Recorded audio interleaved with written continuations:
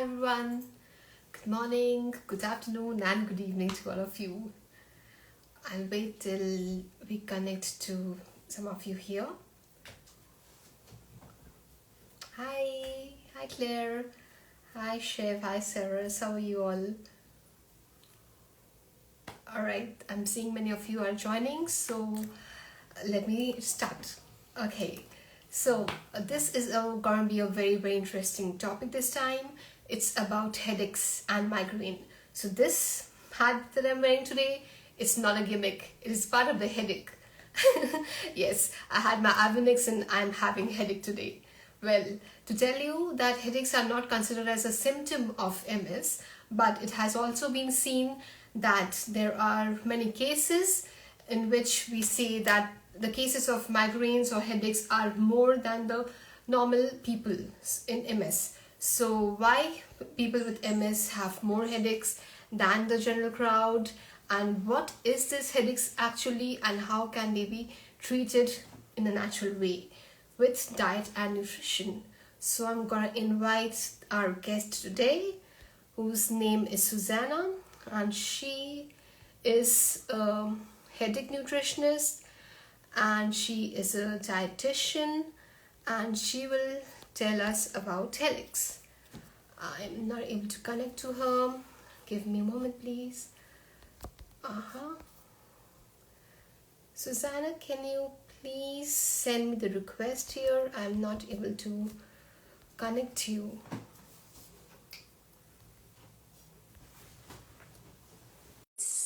Thank you very much, all of you, for joining us here.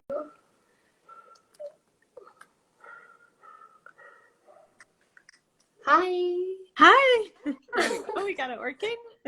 Yes, it's working now. Good morning. Good morning. How are you doing? I'm doing good. I'm doing great. I have to say thank you for accepting this request, and in a very short notice, I'm doing this with us. Yes. Well, awesome. I love doing these talks with everyone. So, and to hear people's questions and to really address things the best we can. That's really kind of you. So I know, we were seeing your profile and your website, and we came to know about your fight with headaches and migraine. And you had a Right. 10-hour surgery, which did not help you, and you actually treated your headaches yourself with good nutrition. So before we, move forward with the questions and today's questions that we get from the audience, would you like to, tell us in short what actually happened with you? Yeah, sure. Um, so I've been a dietitian for 10 years now, but a few years into being a dietitian, I I ended up so I hit my head while I was skiing, and then a few days later, I started getting a whole bunch of symptoms, like really bad headaches, but they kept getting worse and worse. And with a concussion, which is what the doctors kept saying it was, oh, it's a concussion, you need to wait, but your headache shouldn't be actually getting worse. So that was a real red flag to me, and had to keep kind of pushing the medical system to give me an MRI. And they ended up finding a brain tumor the size of a ping pong ball pushing on my brain stem. So they had to act pretty quickly. And that was supposed to be really the cure, if you will, to those chronic headaches that I was having. But instead, after surgery and even after recovery from the brain surgery, um, the headaches got a lot worse, and I started getting frequent migraine attacks as well. So yeah, so after many years of trying to go the typical medical route, I really kind of went back to my own roots, which is I have my first degree is in neuroscience, and then the nutrition, of course, as well, and really started, piecing together those things for ourselves. It's just like when you go to help, your family, they never take your advice as much, but you sometimes we don't take our own advice. So yeah, so that's what really helped in the end. All right. And what changes did you actually make in your life, with regards to nutrition? Did you stop taking gluten altogether, like they say, or the four C's? What did you exactly do? Yeah, so for me, it was really focusing on Overall, whole foods first and quality, making sure I was getting way more fruits and vegetables than recommended. So even more, so it's usually recommended, you know, like 5 servings a day, and I was making sure to double that. So I was Wow. really just on top of my nutrition, really focusing on omega-3s, magnesium, some other things that really have to do with headaches. Okay. And then mainly cutting down inflammation. So for me, for my case, I didn't need to cut out gluten, but for many people that can be a good start or a good like trial to cut. Gluten is certainly especially with MS that they found, there's one study that shows that 5 to, I think it was 5 to 14% more likely to be gluten intolerant, even though they might Yes. without celiac Yes. disease. So Celiac for some disease. Yeah. people that can be a good start. Yeah. Yeah, so it actually differs. So we've heard that mainly they say that gluten you should completely avoid, while some doctors say that you should not completely avoid, but you can have it once in a while. And I Mm-hmm. think it also depends on your background. For example, Italian people who are used to having breads and pasta, it's simple for them to avoid gluten. Similarly, Right. the case with Indians, it's difficult.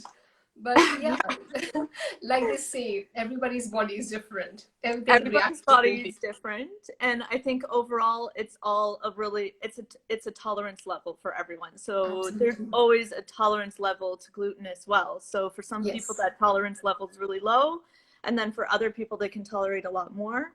And it also depends where you're located, how much the grain has kind of been changed over the Yes. years, Yes. and so The there's some thought that chemicals. the gluten is a bit Yes. different in Europe compared to North America. So there's some Absolutely. changes there too.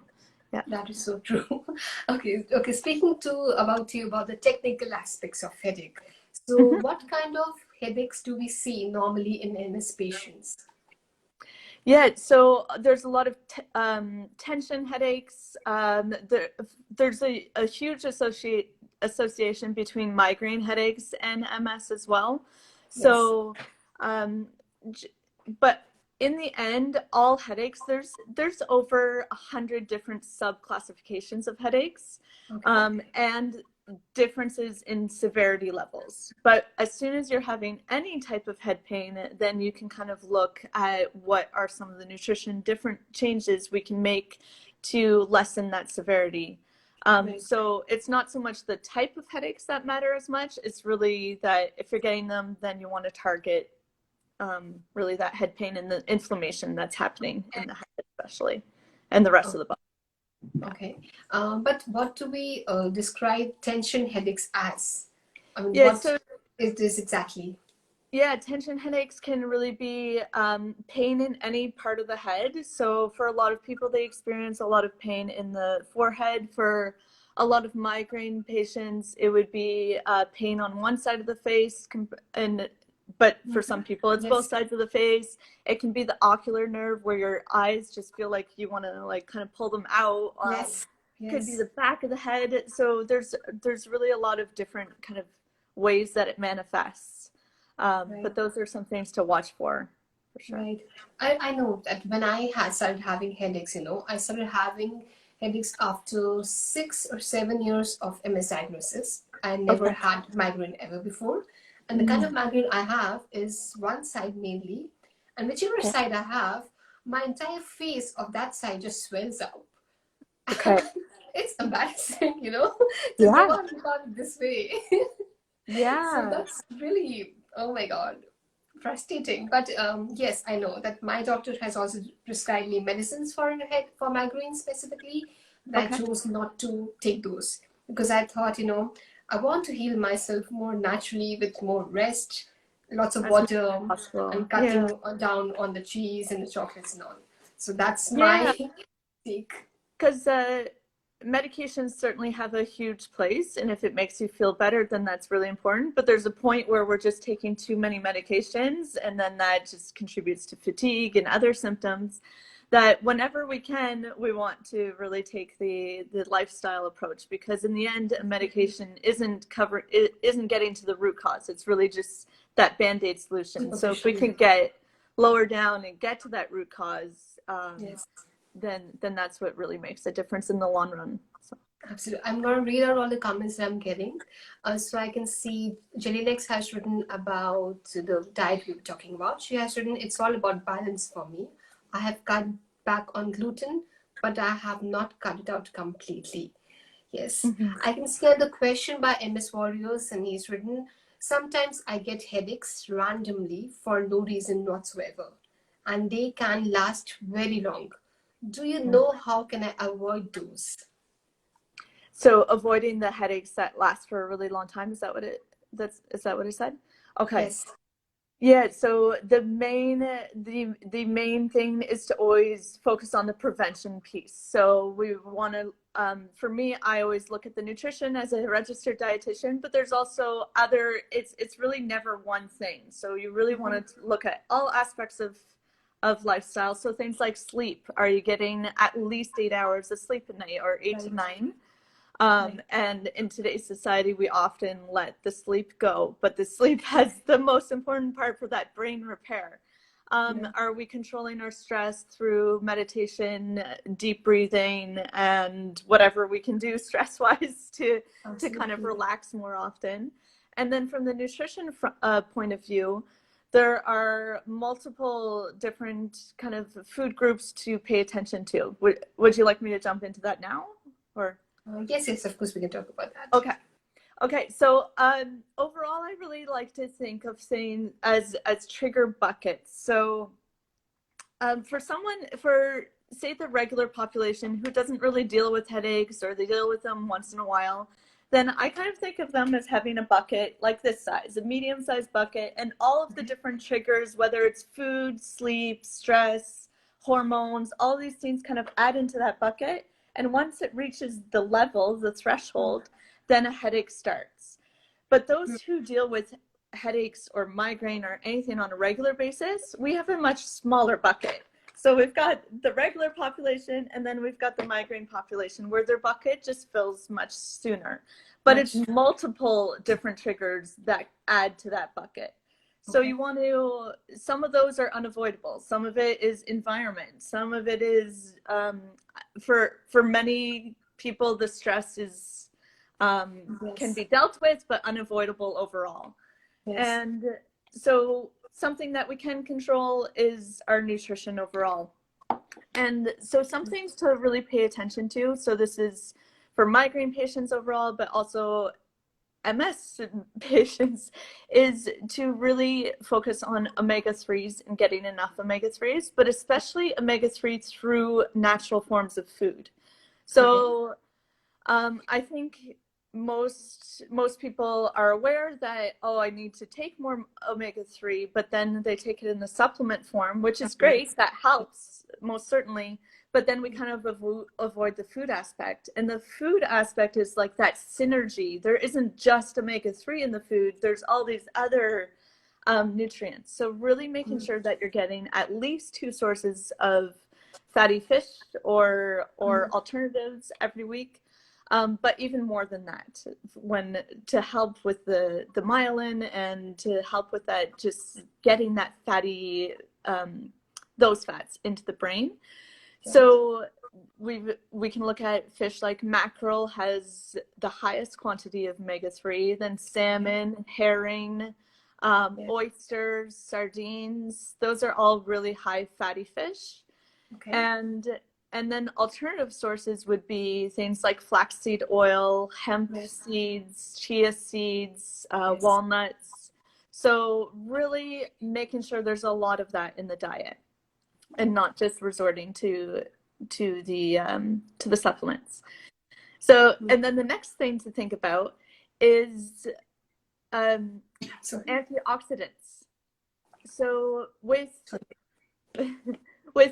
MS, there's a lot of oxidation going on in the brain, and with migraine, there's so many similarities between the two.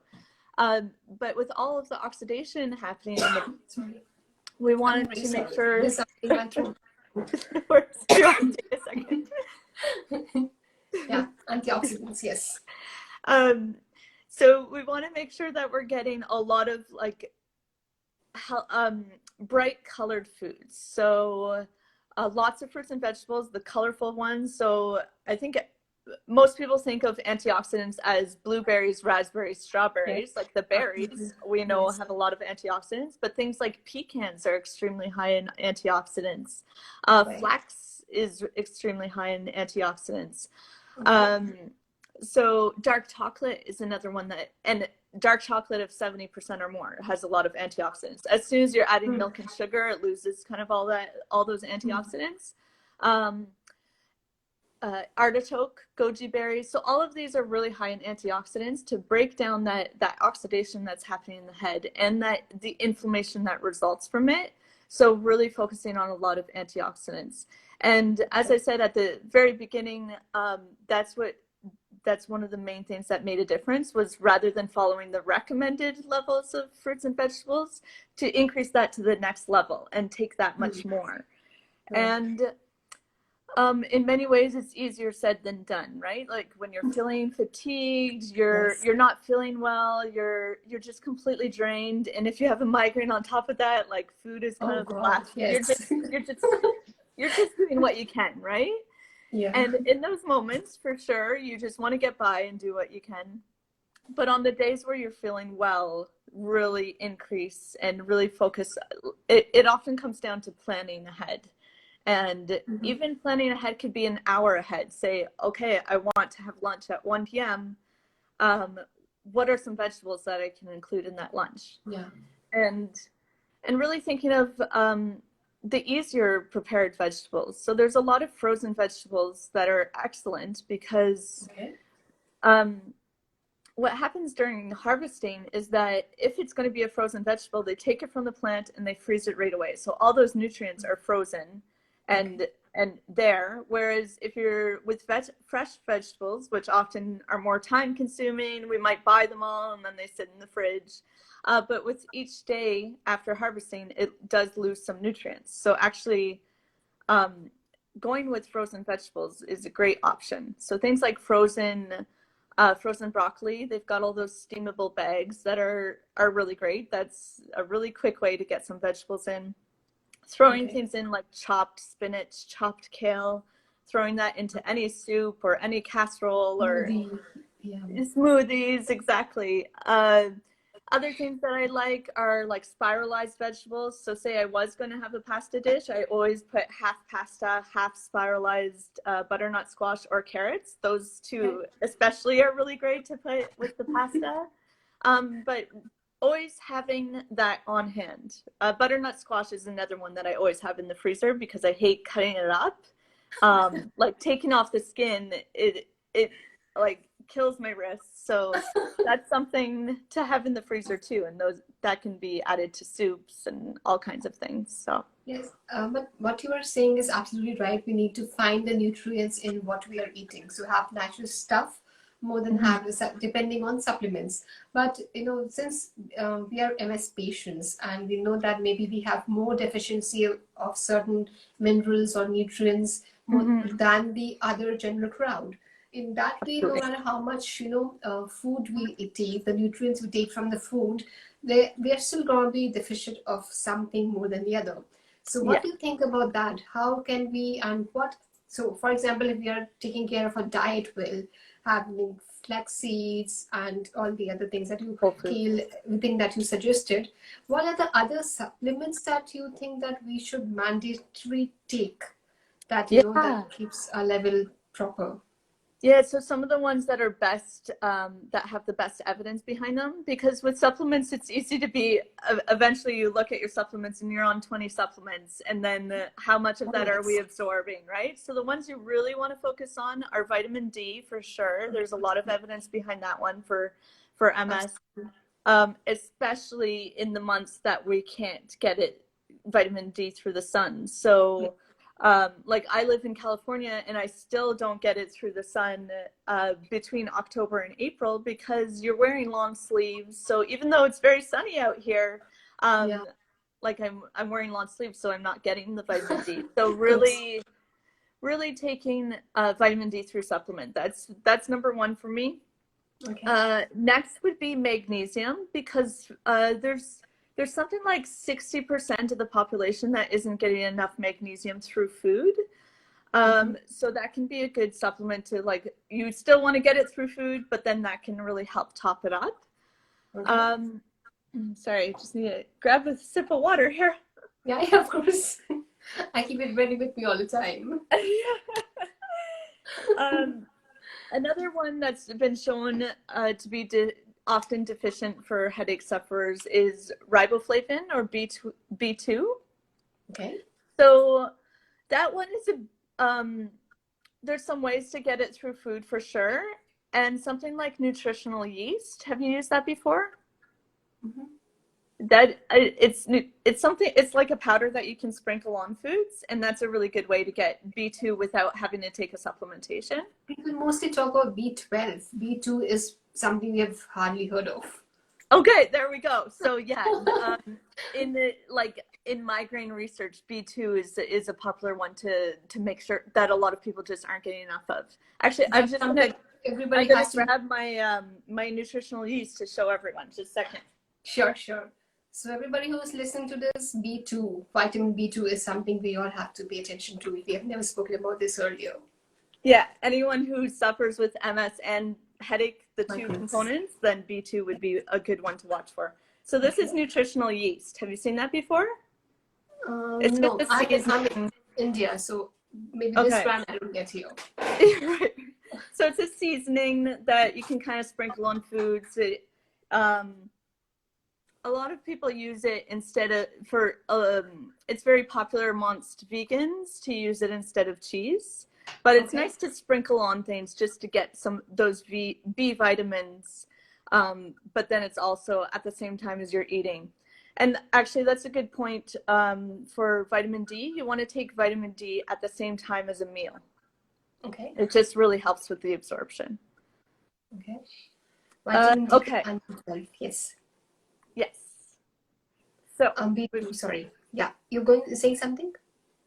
So just recapping: vitamin D, magnesium, vitamin B2. Yes. And then for headache sufferers, another good one is coenzyme Q10. Okay. And it just really helps with energy levels. And they've found that to often be deficient in the headache population. So that could be another one to watch for and to try for a few months to see if it helps. That's very interesting. Yeah, there's a whole kind of other list of things, but those are the main ones to focus on. And it's always good to kind of get a nutrient assessment done to see which nutrients you're lower in. I've yet to work with anyone who isn't either deficient in something or quite low in something through their food. So definitely kind of watching for that. And it doesn't always show up on blood tests, because some blood tests are just measuring the serum levels and not necessarily what you're getting through food. So it is good to get kind of the food assessment and really, but definitely taking the vitamin D test to see what your levels are for vitamin D, especially in the winter months, because that's when people go really low. Yes. Okay. Yeah. I can see other questions, a lot of questions coming up. I've got a real question by Ashwin Kaur.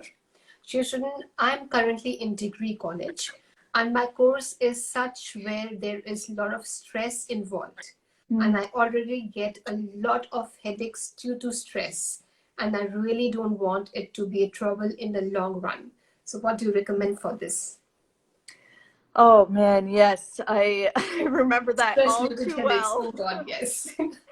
Yes, the stress of school is one that's hard to kind of avoid and get through. But my best recommendation there is to make sure you're going to bed at the same time and waking up at the same time. I wish I knew the importance of that when I was in school. Because when we're having really late nights and then going to bed at the normal time and then sometimes an all-nighter, it really just messes with our overall sleep. And our sleep is so essential for repair and for calming the nerves and giving our bodies a break. So that would be number one. But number two would be really adopting some meditation practices and some deep breathing, because even 5 minutes makes a huge difference.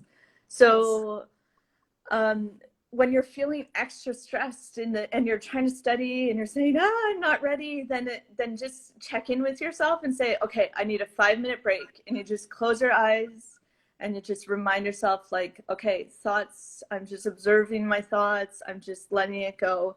And that's been a huge change in my life that I didn't realize the importance of when I was in school. And from the nutrition front, it would come back to planning the meals. And I don't mean planning like this is what I'm going to eat every, time of the day kind of thing, but it's really like thinking ahead. At, say it's breakfast time and you say, okay, well at lunch, here's what I want to eat. And it just takes a lot of that decision making away, that the decision making of school is already so high up that we don't need to add even more decision making on top of it. So just jotting down, like, here's what I want for lunch, here's what I want for supper, anytime that you go grocery shopping, to really write down, like, here's 5 meals that I can make really quickly. So I find that makes a big difference. I just jot on the fridge, here's 5 meals that being organized. Yeah. And then avoid making leftovers too. So yeah. Absolutely. I know that, it's not just with the students who have lots of stress, it's also with the professional people nowadays, the corporate people. And also, I have been talking to a lot of people who have been newly diagnosed with MS. They have a different level of stress and anxiety, which gives them headache. So the main mantra is to keep yourself calm, relaxed, and try to be focused on the positive things. Yeah. Like you said, take a deep breath and think, not to be anxious about anything. Yeah, that's a great, it comes down to thoughts too. Like, we often go in those spirals, especially around school, like, I'm not good enough, or I'll never be prepared enough, or I'm not good at memorizing, all those things, those limiting beliefs that come in our head. And it's just kind of recognizing them from an, like, more of a stand away kind of thought. Sometimes it's even helpful to write them down kind of on Post-it notes and put it on the wall, and then look at it and say, well, is that true? Or is that, like, has that been shown in my life? Or is it just those spiraling thoughts that are getting in the way? And then it can be really helpful to have a few things written down of really positive moments in your life, or even times that you aced a test and stuff. And then you change your thought to, like, oh no, like, I've done this before, I've got this. So it's not even changing thoughts, but it's really just like remembering everything that does go well in your life as well can help. Yes, be positive, right? Yeah. I have the other question by Jana, and she has written, she has potassium micro K. I have DVTs, so it's important. Does that help migraine? I'm not sure I understand that. Let's see. Actually, she's not written properly. I'll try to interpret. She's written, she takes potassium micro regularly, and she has DVTs. I'm not sure what DVTs are. So I'm sorry. I have diverticulitis, maybe? She has migraine, actually. Okay. So she's probably, is potassium good for migraine? Yeah, so potassium is extremely important, because potassium is found mainly in fruits and vegetables, especially like dark leafy greens. And as a society, we're often really deficient in potassium. And when we're deficient in potassium, then magnesium, we're also deficient. We really need a good balance between magnesium and potassium. So really getting potassium, especially through foods, it can be easy to do if we're getting enough fruits and vegetables. So even just focusing on getting enough fruits and vegetables, and those colorful fruits and vegetables, will help get the proper potassium intake. And then that most certainly helps with migraine for sure. All right. I have the other question here on the screen. It says, Jana again, she says she has Addison's disease and MS together. Okay. Any recommendations for this? It's been a long time since I've studied Addison's disease. So I'm not sure I'm the best person to answer that, I'm afraid. It's just been too long, so I don't want to give an incorrect Yes, answer never there. mind. Yeah.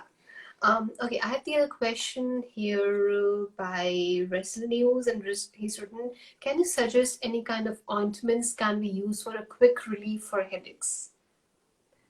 Suggest what, sorry? Any kind of ointments or balms for a quick relief Ointments for or balms. headaches? Yeah. So I really love essential oils, especially the like really pure essential oils, because there's quite a few of them that have some good research behind them as helping alleviate headaches. So things like peppermint oil. So definitely you want to focus on an oil that is third-party tested. So that means that they're sending it out to an organization that they're not affiliated with and testing the potency of it, basically making sure that it hasn't been diluted and that it's kind of the best potency. So peppermint oil is excellent. Lavender oil is really good for stress relief. Actually, that's a good tip for the last question that we were talking about of stress relief. Sometimes something like a lavender oil put on the palms and put on kind of here, or even diffusing into the air, can really help kind of calm the nerves. And it's very common for migraine clients to have anxiety with it. It's part of the inflammation in the body that causes more anxiety. And I know this it's the same thing with MS as well, that there's an association between MS and anxiety levels. So something like lavender oil can really help bring down those bring it down. What are some of the other ones? Something that I love to use that I can grab here. Just a second. Sure. So this is an essential oil that I use. It's called Past Tense. And it has that peppermint, lavender, and a few of the other essential oils. And this is really great when I do get a headache, that I just rub this on the back of my neck and my temples, and it gives this really cooling effect. And for me, it really controls my headaches so that I don't have to take an Advil or a Tylenol or anything like that. And that's because I'm at that level where I do have more or less control over my headaches. That they come, but I'm no longer getting the migraine attacks, like the much more debilitating level. But this can really help with those low-grade, kind of dull, chronic headaches. So that's something that can help. Okay. I can see another question about fasting. So someone has written earlier that does fasting helps in headache relief? Like we see that sometimes what happens that if someone is late in having their meal, they start having headaches. And when they think about fasting, it can be like quite difficult for such people. So what do you think about fasting and headaches? How are they related? Okay, so this is a topic that I'm very passionate about, because fasting has really is one of the main things that has reversed my migraine condition, and allowed me to have full control over migraine. But the type of fasting that I follow is very different than the typical fasting route that people follow, which intermittent fasting is very popular for weight loss and just for overall kind of health. But when it comes to migraine, when you skip a meal, especially when it's unintentionally skipping a meal, it is much more likely that you'll trigger a headache or a migraine. And that's because you're so used to eating at a regular cycle that all of a sudden, if your body's not getting something when it's expecting to, then it's going to cause a headache. But also, if we're used to eating, say, every 3 to 4 hours, then our body is completely reliant on glucose as a fuel. So it takes some time to train your body to also use ketones as a fuel. And that's the advantage of fasting, and particularly therapeutic fasting.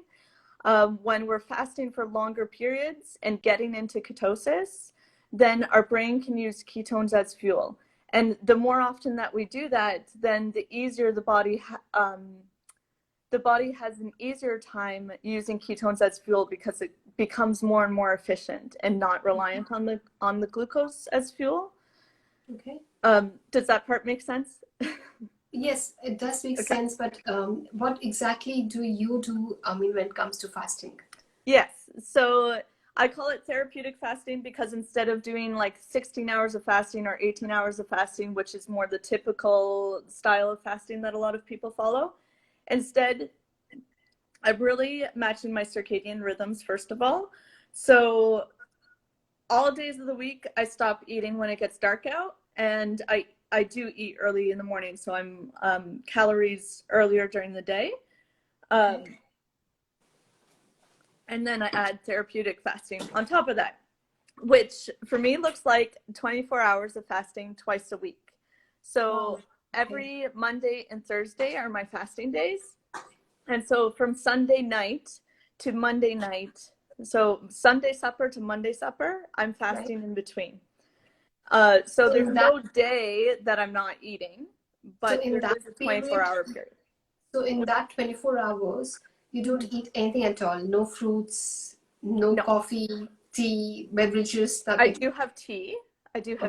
And if coffee wasn't a trigger for my headaches, then coffee is often fine. But tea throughout the day, but there's no calories added to that tea. There's no milk added to the tea. So that's what's considered clean fasting. So clean fasting just has no calories added to it. And the purpose of that, especially going for 24 hours, is that your body is, no matter what, in ketosis. Usually around hours 16, your body hits ketosis and starts using ketones as fuel, especially for the brain. And then that's when the glycogen stores in the liver has gone down a bit. And then the other reason is, so there's the ketones that are really important, but the other point is autophagy. So the longer we fast, the more we get into autophagy. And autophagy is the body's cellular cleanup. So it's repairing cells, it's repairing neurons. Basically, it's amazing what our bodies can do when we're not focused on digesting food. So that happens while we're sleeping at night, but while we're sleeping at night, our whole body starts to slow down. So we're not getting much autophagy happening. But with a longer period of fasting, we're just, our bodies can really repair. So it's kind of like, an analogy I like to use is if you hire a house cleaner. So you hire a house cleaner for 2 hours. They just do kind of surface cleaning. They tidy up, they'll vacuum, maybe wash the floors. If you hired a house cleaner for 10 hours, all of a sudden they can wash the walls, they can wash the windows, they can, do this really deep clean. And it's the same idea with autophagy. You can, autophagy happens, and that cellular cleanup happens at like kind of a low level while we're sleeping, especially. And then if we allow it, then we can get into those longer periods of really deep clean. So so it's autophagy, it's the ketosis, and there's a lot of other things that kind of contribute to relief of migraine overall. But I also want to say there aren't studies that are showing for the migraine population yet. I hope they're coming, but overall, it's really putting all those pieces together of like the fact that you're using ketones and the autophagy fact, the fact that BDNF increases, and all these other repairing type processes. There is evidence behind that. There just isn't that evidence between migraine yet. Okay. All right. Then I can see one comment from Spiros, and he's written, intermittent fasting caused me massive headaches, but over time, body and head has adjusted. Now he doesn't have any more headaches. There we go. Yeah, and it was the same thing for me. Like usually the first 2 weeks is that adjustment period. Your body is getting used to using a new fuel. So that can be difficult. And usually the sign, our bodies want that status quo. So our bodies are going to react with a headache saying like, what are you doing? You're doing something different. I don't want that. And then once it realizes like, oh, I can use this instead. I can use ketones instead. And it's like, oh, this is amazing. It's a cleaner fuel. It burns better. And so there's evidence that shows like brain fog is eliminated or at least cut down, and our memories function better, and we just feel less fatigued, and there's multiple kind of benefits around that.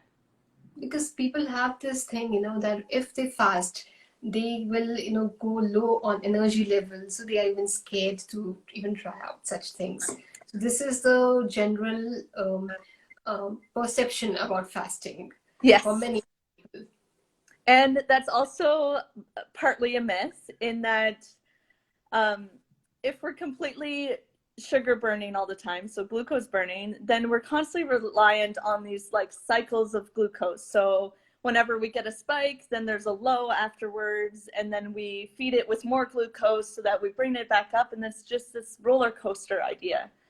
So it's because of that those headaches will happen because we're hitting that lower glucose. But actually our body is very well equipped for that, and that's the whole purpose of the liver glycogen, is that it's glucose storage in the liver, and then once that liver glycogen gets used up, then we reach to fat stores and we start using the fat stores, and that's when ketones are released. So our body is very well equipped. We never actually, there's this myth out there that your glucose will go down to 0 and you have no energy levels.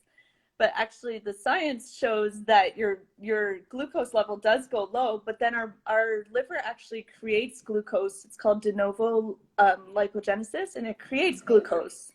Wow. So it never goes down to a low level where it's dangerous or anything, unless you're taking medications that are bringing down your glucose levels. So it can be dangerous for someone who's on insulin and stuff, that you really want to work with your healthcare provider.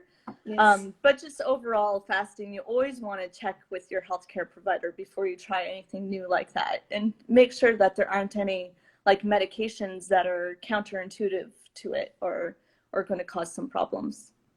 All right. I have other question here, and this question is by Sanchu. Student, what are your thoughts on Wall's protocol diet, the SWANG diet for MS, but okay, also for migraine? Yeah, so I'm familiar with the Wall's protocol. I'm not familiar with the SWANG diet. So the SWANG diet is more about eating more of vegetables and reducing the meat level as much as possible. Okay, so they're pretty similar then. Eliminating meat, yes. Yeah, I'm a big fan of them because it's increasing, instead of saying, having 5 fruits and vegetables a day, it's increasing that by 2 or 3 times and getting just a huge plentiful of different fruits and vegetables. And then we get all of those nutrients that are associated with it. We've got the nutrient synergy, so we're not just isolating a nutrient as a supplement would do. So we've got all these antioxidants going through, and we really see such great results with it. And then the idea behind cutting down meat intake is that we're cutting down kind of the saturated fat and replacing it with more vegetables. So I'm a fan of it. I believe they also cut out things like beans, like it's more of a paleo style diet. Yes. And even Walls cut down the beans. Okay, so I'm never really a fan of that in particular, because beans are just like, they're so basic and such a great protein source and so much fiber. So and just so great for our gut microbiome, and of course our gut is and brain are so interconnected that we want a really healthy gut too. So, but I think overall it's really like following something that you can stick to as well. So is that something that you feel will work for you, that you following Dr. Walls, and do you believe in her protocols? And I think many different styles of diets can really work as long as you um, follow them and get all those fruits and vegetables in there. So what do you think of keto diet? So keto diet is eating more of proteins and Mm-hmm. fats. So like they say, you can have a lot of cheese in keto diet. Yeah, Whereas in MS, they say stay away from cheese. Even in migraine, they say stay away from cheese. And right. keto diet teaches just the opposite. So what do you think about that? So the keto diet was first developed to imitate fasting because they felt like it was an easier way because you can eat regularly. So that's where it stemmed from. And the idea is to get into ketosis and use ketones as fuel. So as much as we don't have evidence behind fasting and migraine, this is where there is evidence behind ketosis and migraine being Right. beneficial. So I think there's a lot of, if someone wants to go that route, then there's a lot of pluses from it, and it could be potentially like very beneficial. You just want to ask yourself, is this a diet that I want to follow for the rest of my life? Because there's no point in choosing something that you're going to follow for 3 months and then say, I can't stand this, I don't want to do it anymore. Trust me, I've known so many people following keto diet, and their motive is about losing weight. They Yeah. can't. I've seen people meeting them after like 20 days, 30 days, and they've lost like so many kgs. I won't even say pounds, kgs. Like, Wow. you can see the difference. Or I Absolutely. have seen that people actually follow keto diet for like 3 months and they're like, I'm done. I've lost my weight. Yeah. Or you completely plateau. And in terms of keto for migraine, I know it can be a very effective tool. It's just Okay. I don't personally counsel around it because it's not something that I would ever follow. So I always refer to someone else who is very, pro keto, because for me, I'm just not interested in that. So I'm not. I know I would follow it for 3 months and then never go back, kind of thing. So I'm not the right person when someone's interested in keto, but that doesn't mean that it's not effective. Um, but overall, I find that whole grains and beans and stuff are really beneficial for our gut microbiome, and so for that reason, I don't believe in the keto diet. But yeah, and because I would never follow it, so there we go. Okay. So we have another question by ms&diet, and she has written, I have taken sumatriptan for 12 years to treat my migraine. I Mm-hmm. am a light user and only use 2 tablets per month. Is Excellent. there anything I can do to ease off these? I eat clean, exercise, and meditate too. I Good. even do not eat meat or dairy. And I have RMS, but I Okay. do not take DMTs. Yeah, she's off DMT. She just manages her MS with exercise and good nutrition. And I Amazing. follow the Overcoming MS program. Okay, well, that's such great news. It sounds like you're doing so many things and Yes. really getting control, which is amazing. And the fact that you're Yeah. only taking the triptan twice a month is awesome, because it creates a vicious cycle when you're taking it too often. And I often see people who are taking it more than twice a week, and then it's just this rebound effect. So great that you're not in that rebound, and and definitely feel good that you're only taking it twice a month. So that's awesome.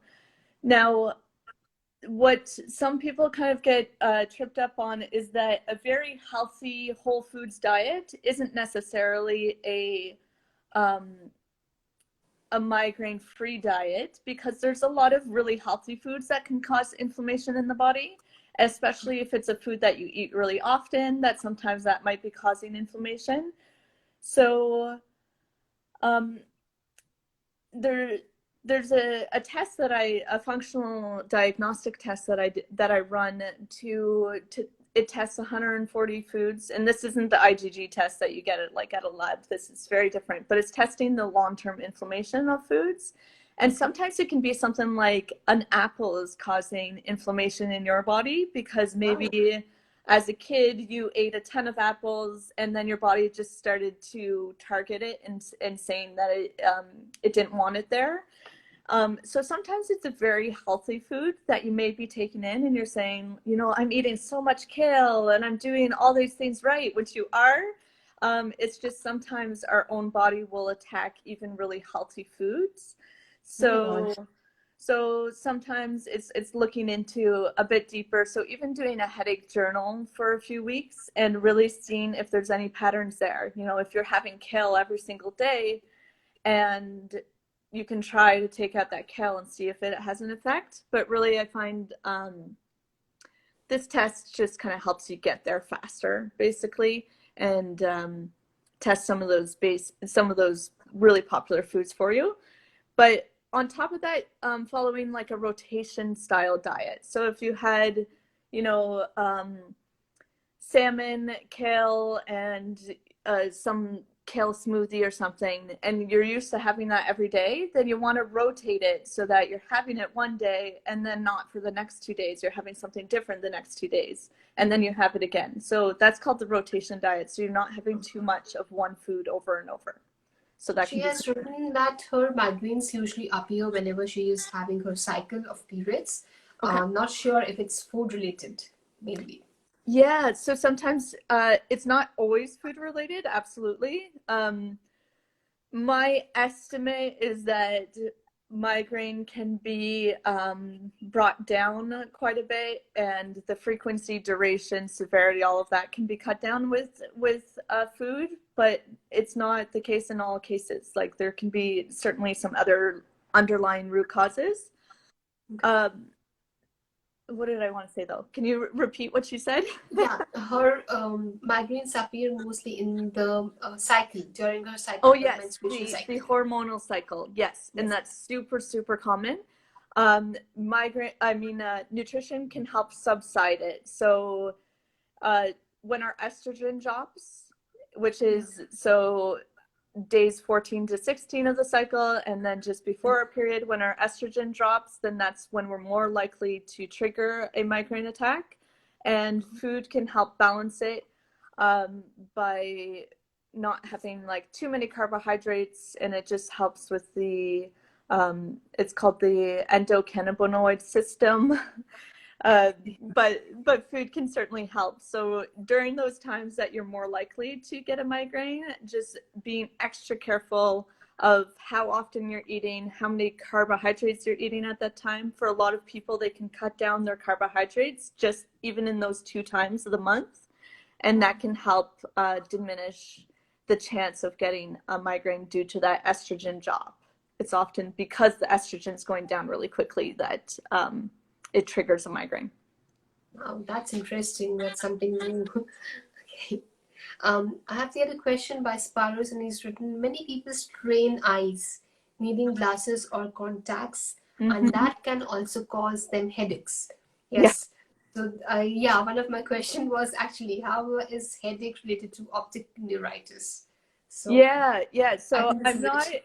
I'm not super knowledgeable on the topic, but I know with the optic neuritis, it's lesions on the optic nerve. Is that right? Yeah. Okay. And so that it's all inflammation related again.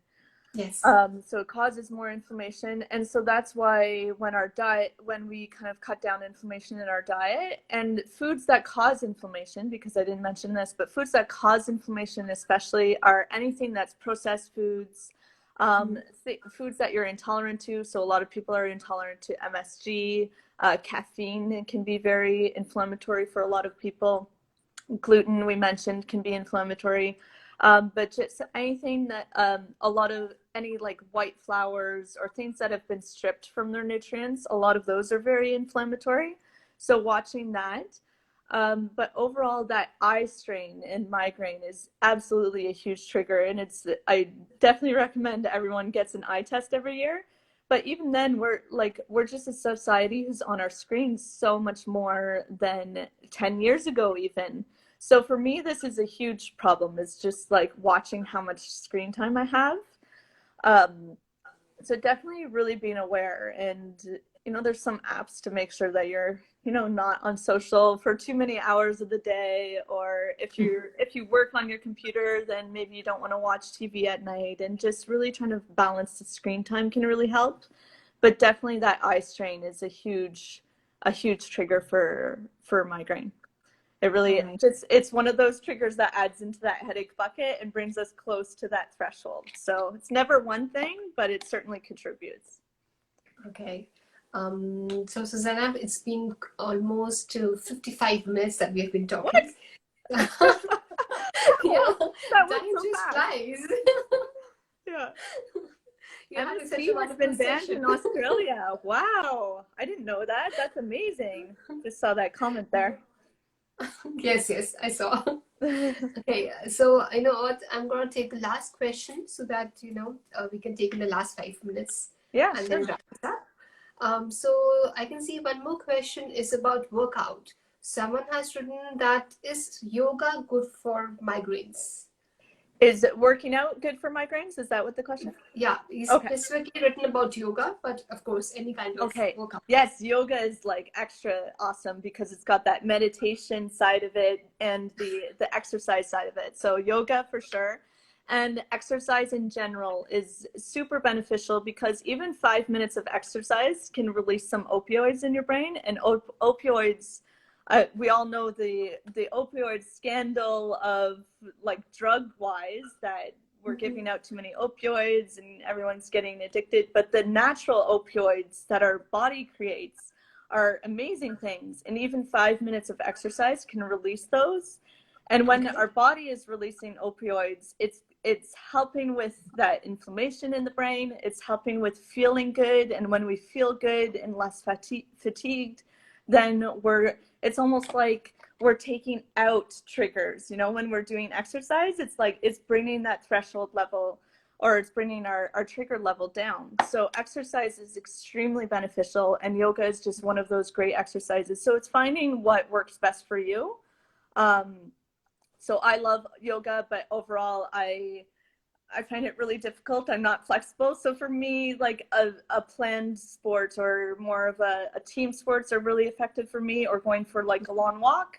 And then for someone else, maybe running is effective, or for anyone with intense chronic pain, that sometimes even just a 5-minute walk can really make a difference too. It's a preventative method, especially. And I also want to encourage everyone to really take those walks in the morning. So especially when you first wake up, because then you're getting exposed to daylight, and daylight is so much stronger than artificial lights for bringing down melatonin levels. And melatonin levels we want brought down basically to 0 when we first wake up in the morning, because then they can increase later at night and help us sleep. And even if you say to yourself, even if you don't have trouble falling asleep, for me, I don't have any trouble falling asleep, but the research is actually really intriguing. It's the quality of sleep that changes when you go for a walk early in the morning. So so that can be a really great like lifestyle change to help. Yeah, I can see so many people agreeing. Someone has written that yes, exercise has really affected him a lot. And then Jelly Legs is writing that yes, it has definitely reduced the intensity of the migraine, that she does walking for 40 to 60 minutes after breakfast. Awesome. That's wonderful. Makes a huge difference. Yeah. Okay. Thank you, Susannah. Thank you so much for this wonderful session. It was so informative and so knowledgeable.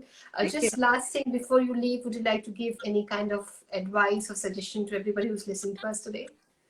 To summarize things, make sure you're getting your vitamin D every day with meals, because if you're anything like me, as soon as it comes to a supplement, I don't think of it. So I've really started to put it like next to my toothbrush, and I've made it into more of a habit.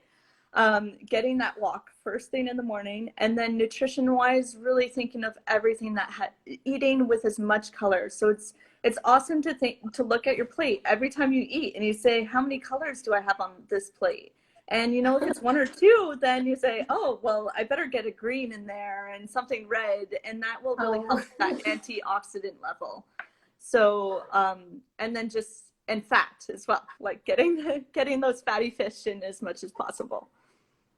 All right, thank you so much. Yes, we will be having a lot of colorful vegetables and fruits. And fasting is something you really opened our eyes with. You know, Oh, yeah. yes, you know, cleaning for the entire day versus cleaning only for 10 hours. That really, you know, got into our heads. Absolutely. And just I'm sure. starting with, you know, stopping eating as soon as it gets dark and then going to the morning, and that's usually a 12-hour fast. That's a great place for people to start. Yes, and of course, positivity. That if you're positive and everything will fall into place, just take a deep breath and just believe that it's going to be fine. Yes. Yes. Thank you so much, Susannah, for your Thank wonderful you. time and That was your awesome. wonderful sharing of your information. Well, Thank thanks you. for doing this. Thank you. Have a good day. You too. Bye. Bye. Well, it was a wonderful, wonderful session with Susannah. She was brilliant, and we learned a lot of new things from her today, isn't it? Well, I'm not going to take much of your time, and some of you, of course, it's good night for you. For me also, it's 1:20 a.m. Oh my God. Okay, I'll go to sleep, and some of you, it's going to be afternoon, so have a nice lunch and enjoy the rest of the day. Okay, bye-bye, and see you next week.